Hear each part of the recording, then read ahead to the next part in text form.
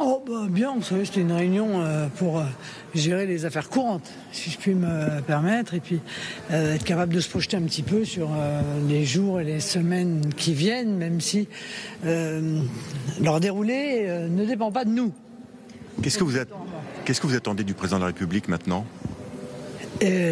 Qu'il opère une dissolution de l'Assemblée nationale. Alors, je l'ai dit, je crois, de la manière la plus claire qui soit hier. Enfin là, vous voyez bien que c'est pas parti pour, puisqu'il a annoncé qu'il nommerait un nouveau Premier ministre dans les tout prochains jours. Donc dans ces conditions-là, qu'est-ce que vous attendez, vous ? Quel type de profil ? Quelqu'un qui est capable de parler au Rassemblement national ? Quelqu'un qui est capable... c'est mieux, oui, en effet. Mais surtout quelqu'un qui est capable de rompre avec le macronisme, parce qu'en réalité, les mêmes causes entraîneront les mêmes effets. Ce qui veut dire que si La nomination d'un médiateur, comme le souhaite Gabriel Attal, un négociateur, ce serait une bonne idée ? Non mais... Pardon, il est là, non, il va arriver derrière moi, c'est absolument n'importe quoi. Enfin, je veux dire, il faut arrêter. On n'est pas dans une cellule psychologique, quoi, vous voyez.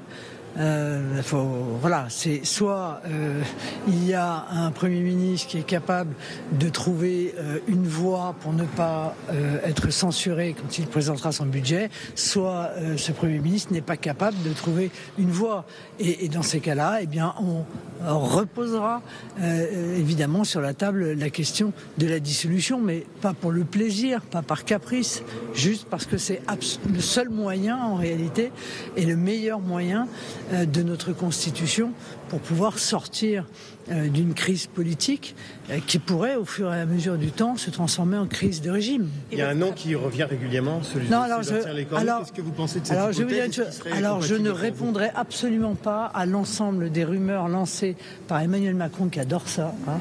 Il lance des babales, libre à chacun de courir après la babale. Moi, en ce qui me concerne, je ne le ferai pas.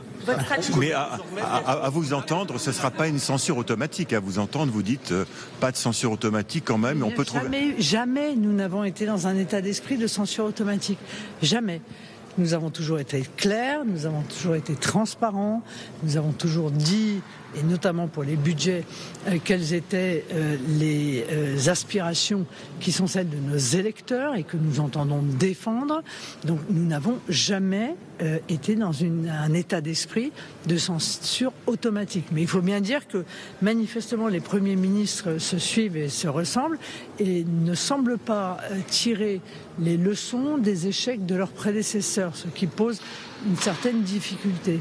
Qu'est-ce qu'il faut qu'il fasse, ce nouveau Premier ministre, qu'est-ce qu'il faut qu'il fasse ? Merci beaucoup.